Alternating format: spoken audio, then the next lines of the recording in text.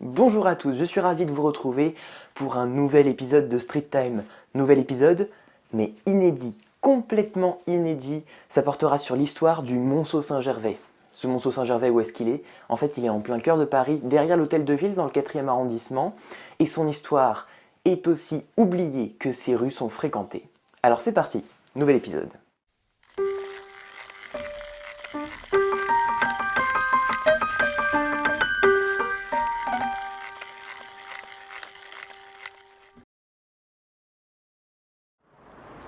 Attendez-moi sous l'orme. Mais qu'est-ce qu'elle me veut? En fait, c'est bien simple. Je suis sur la place Saint-Gervais, devant l'église du même nom, et ça fait des siècles qu'un orme est planté à cet emplacement. L'orme étant le symbole de la justice, année après année, les habitants du quartier se sont donné rendez-vous sous cet orme pour régler leurs affaires financières. On remarque d'ailleurs l'importance de cette tradition à travers le plan qui est derrière moi, le plan de Truchet et Oyo, dit de Bâle, des années 1553. C'est dire si son importance est capitale. Vous voyez, il est juste là. Bah quoi, vous le voyez pas? Bah achetez-vous des lunettes. Non, je rigole, je vous mets une photo.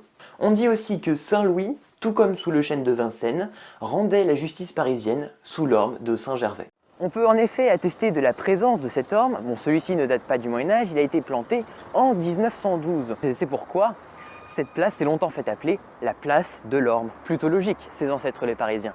Enfin, pour être honnête, si j'ai été appelé sous l'orme, c'est que je dois avoir des comptes à rendre. Et si vous avez l'œil, vous remarquerez peut-être qu'au deuxième étage de ces maisons, l'orme est représenté sur les ferronneries des balcons. L'orme étant devenu le symbole du quartier, même le curé de la paroisse Saint-Gervais en faisait cacheter par ce symbole ses lettres personnelles. Bon, j'espère qu'elle ne m'a pas suivi. En tout cas, nous voici rue François Miron, juste derrière la place de l'Orme. Et cette rue a été en fait construite par les Romains, reliant Lutèce à Mélodonum, autrement dit Melun. Dans la topographie naturelle de Paris, les arrondissements 1, 2, 3 et 4 sont des prés à hauteur de Seine, qui du coup, vous l'imaginez bien, sont inondés très régulièrement. Seuls demeurent au sec 3 petits monceaux, le Monceau Saint-Gervais, là où nous trouvons, le Monceau Saint-Germain-l'Auxerrois et le Monceau Saint-Jacques. Avec une rive droite aussi instable et inondable, on comprend les Romains qui préféraient coloniser les pentes de la montagne Sainte-Geneviève, rive gauche. Alors au début du Moyen-Âge, seule l'île de la Cité est encore urbanisée, clôturée par l'enceinte romaine. Les seules traces de population qu'on trouve sur la rive droite sont en fait les collines qui sont en bord de Seine, dont celle ici, celle du Monceau Saint-Gervais. C'est alors une petite bourgade de pêcheurs qui s'installe ici, ayant leur propre petite église. Leur hameau est protégé par une petite palissade en bois.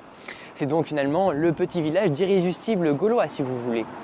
Lors de travaux de terrassement du Second Empire, tous ces travaux amoindrissent les nuances du terrain. Cependant, l'existence de cette proéminence encore visible aujourd'hui, ce sont les marches qui sont ici sous nos pieds et celles qui sont tout autour du quartier. Au Xe siècle, sous l'effet de l'agriculture et de l'urbanisation, le niveau de ces prés à hauteur de Seine commence à monter, et ce qui est très pratique pour accueillir la masse énorme des habitants de Paris en pleine explosion démographique. Le Monceau Saint-Gervais devient ainsi englobé dans l'urbanisme et devient non plus un petit village, mais un fief parisien. Nous sommes à présent au XIe siècle et le fief Saint-Gervais a été l'une des propriétés des comtes de Meulan. Robert Ier de Meulan, un de mes ancêtres, a combattu avec Guillaume le Conquérant durant la bataille d'Hastings. En remerciement, Guillaume le Conquérant lui offre le comté de Leicester en Angleterre, tout en pouvant garder ses titres normands et ses titres parisiens, évidemment. Le duc de Normandie, c'est Pépère Guillaume, et le roi d'Angleterre, c'est encore Pépère Guillaume. Conclusion, la Normandie devient anglaise. Ouh là là. Et ça ne plaît pas du tout au roi de France. Le roi de France tente donc un peu de reprendre le duché de Normandie et beaucoup de se venger. C'est alors qu'en 1109, il part guerroyer contre le Robert de Meulan, le Couard, et il détruit son château. Mais vous l'aurez compris, mon ancêtre ne se laisse pas faire. Donc Robert reconstruit son château et 2 ans plus tard, il part se venger en 1111 contre le roi. Il profite que le roi soit dans une de ses propriétés, à Melun, et pas à Meulan, pas la même chose, pour pouvoir attaquer Paris. Il mène donc ainsi le raid sur Paris, les ponts sont cassés, les églises pillées, les habitations brûlées. Il aura même fallu d'importants travaux de reconstruction, à la fois au palais du roi, sur l'île de la Cité, pour tout remettre en état. Les comtes de Meulan vont donc conserver leur titre en Normandie et aussi leur titre de propriété du Monceau-Saint-Gervais. Les comtes de Meulan possèdent donc ici leur fief parisien. Ils possèdent également le port situé sur la Seine et aussi les moulins près de la Seine. Le commerce y est donc très prospère. Prospère, en fait oui.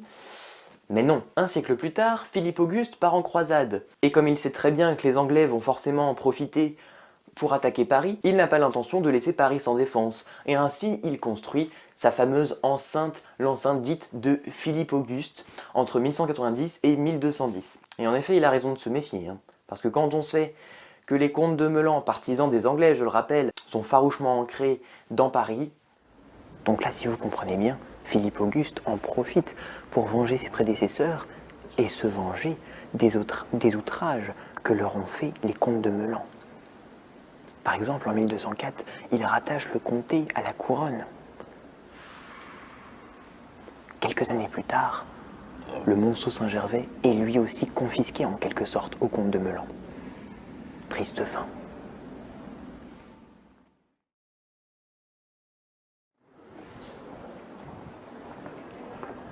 Laissez passer la justice du roi. Vous avez entendu ? Nous sommes toujours sur le Monceau-Saint-Gervais, en 1417 exactement.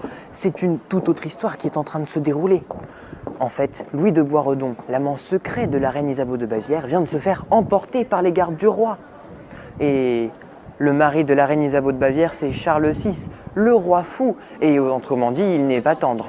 En punition de cet affront, il se fait enfermer dans un sac cousu et jeté à la Seine. Sur ce sac, il y a marqué « Laissez passer la justice du roi ». Alors Louis de Boisredon, petit récap, c'est le capitaine des gardes du corps de la reine. Autrement dit, il avait maintes occasions de lui dire bonjour, et plus encore. Il avait donc un hôtel particulier, l'hôtel des Barres, rue des Barges, donc sur le Monceau-Saint-Gervais. Autrement dit, juste là. Au cours de l'histoire, ce Monceau-Saint-Gervais et cette rue des Barres en auront vu de toutes les couleurs. Cette rue s'est fait appeler ruelle au moulin des Barres. Elle s'est aussi fait appeler ruelle au moulin du Temple, car les Templiers, à un certain moment donné, ont possédé ici leur commanderie, mais aussi les moulins qui étaient sur la Seine. Elle s'est nommée aussi rue des Barres Saint-Gervais. Mais pourquoi ces barres reviennent-elles si souvent dans cette nomenclature ? Eh bien, vous vous souvenez de la palissade de bois construite sur le Monceau-Saint-Gervais alors qu'il n'y avait que de simples pêcheurs ? Eh bien, le mot des barres, en ancien français, y fait tout simplement référence.